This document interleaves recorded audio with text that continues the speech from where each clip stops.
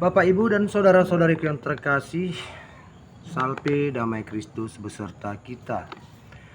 Kali ini saya ingin mengetengahkan suatu tradisi umat Katolik, yaitu mendoakan arwah orang yang sudah meninggal. Tradisi ini jelas-jelas adalah tradisi Katolik yang banyak ditentang oleh umat atau aliran non-Katolik, sebab mereka mengatakan ini tidak ada terdapat dalam kitab suci atau Alkitab. Nah, saudara-saudari yang terkasih umat Katolik, saat kita mendapat sanggahan seperti ini, apakah kita bisa mempertahankan iman kita, atau kita beralih mengikuti apa yang dikatakan saudara kita yang mempertanyakan itu dan tidak lagi mendoakan arwah saudara-saudari kita yang telah meninggal itu? Nah, kali ini saya ingin sedikit mengupas, memberi jawaban atas pertanyaan seperti itu.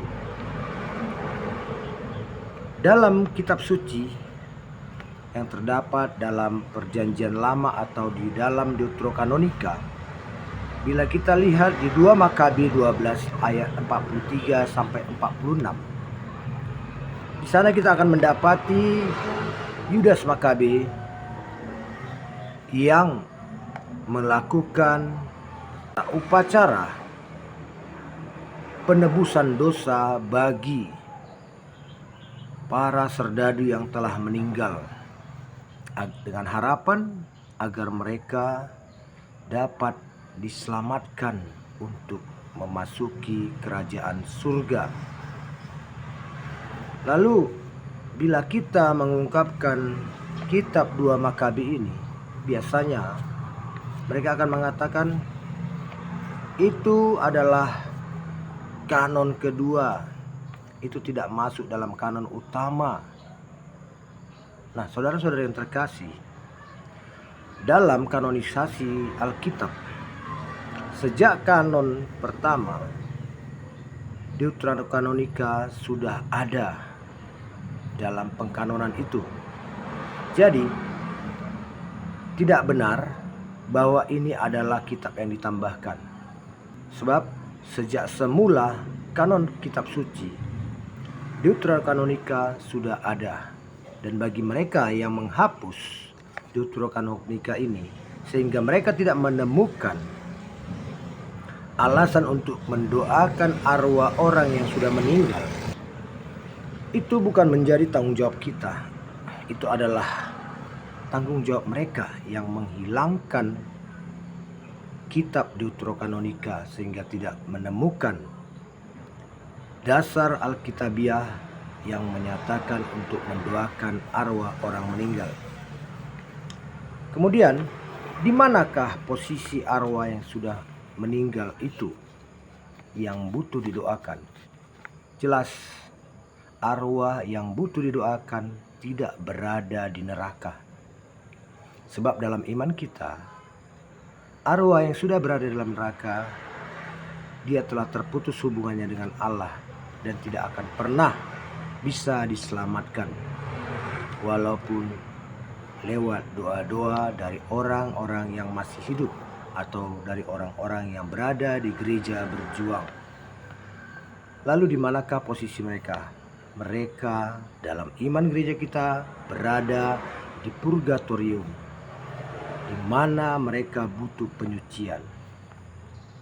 Nah, di mana dasar Alkitabnya? Mereka akan selalu bertanya dasar Alkitab. Saudara-saudara yang terkasih, coba kita lihat di Matius 12 ayat 32. Di sana dikatakan, ada dosa yang tak dapat diampuni. Di dunia ini tidak, dan di dunia yang akan datang juga tidak. Nah, mari kita gunakan akal budi kita. Yesus mengatakan di dunia ini tidak, artinya di tempat kita sekarang ini dosa itu tidak bisa diampuni. Kemudian Di dunia yang akan datang juga tidak. Nah, ini yang perlu kita pahami. Di dunia yang akan datang artinya di dunia setelah kehidupan kita sekarang. Setelah dunia tempat kita hidup sekarang, dosa itu juga tidak dapat diampuni, yaitu dosa menghujat Roh Kudus. Nah, di mana itu?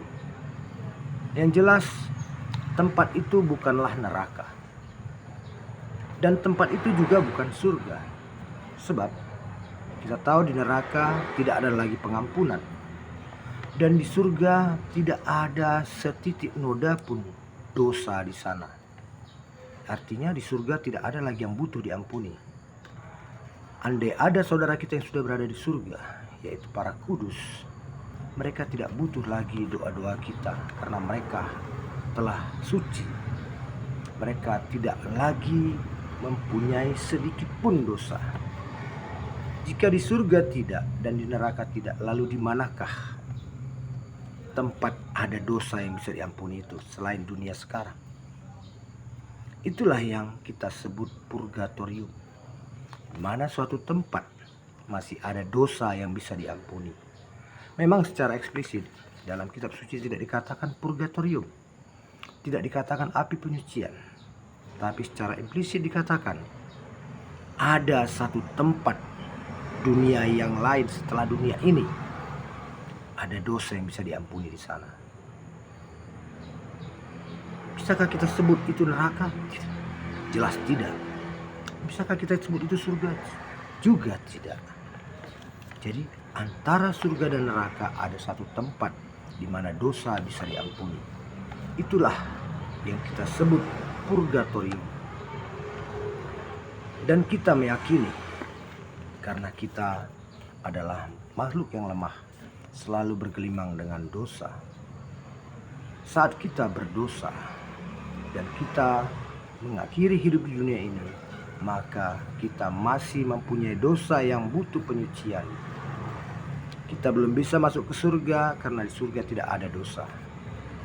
Dan kita tidak pantas masuk neraka karena tidak melakukan dosa berat atau dosa mortal. Maka kita berada di api penyucian. Disinilah tempat jiwa-jiwa yang butuh penyucian. Penyucian itu lewat apa? Lewat doa-doa kita, permohonan kita kepada Allah, dari kita yang masih berjuang untuk menyucikan mereka. Dan doa dari gereja mulia, yaitu mereka yang sudah berada di surga, yang langsung sudah bertatapan muka dengan Allah. Doa-doa mereka juga akan membantu menyelamatkan arwah-arwah yang berada di api penyucian. Nah, jadi jelas saudara-saudari yang terkasih, secara implisit di dalam Matius sudah dikatakan ada tempat di mana dosa itu dapat diampuni, yaitu Matius 12 ayat 32. Dan di dalam 2 Makabe bab 12 ayat 43 sampai 46, Yudas Makabe sudah memberi contoh bagaimana ia mendoakan para serdadunya yang telah gugur dalam medan perang untuk mendapatkan keselamatan, pengampunan atas dosa-dosa mereka. Nah, saudara-saudari yang terkasih, semoga dengan sedikit penjelasan saya tentang purgatorium dan tentang mendoakan arwah yang sudah meninggal ini dapat meneguhkan kita, meyakinkan kita untuk mendoakan saudara, kerabat, dan keluarga kita yang telah lebih dahulu meninggalkan peziarahan ini, dan mendoakan mereka semoga mereka cepat menuju kerajaan Allah, surga yang mulia. Amin.